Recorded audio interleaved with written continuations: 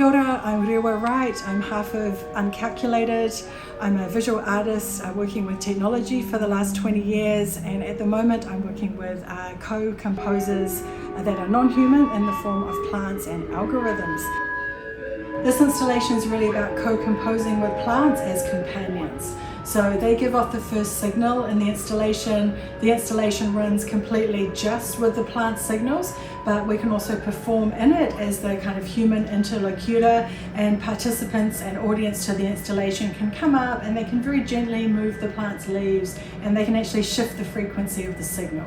So in this way we can kind of get to a level of co-composition with our plant companions. So this is the signal coming out of the plant as I touch it, but it's also producing sound on its own. I've created the visuals from the human side in Touch Designer, so they're triggered by the actual signal of the plant. So I have no control over the actual specific movement of the noise oscillators at this point, but I set them up in advance using the bespoke node network in Touch Designer.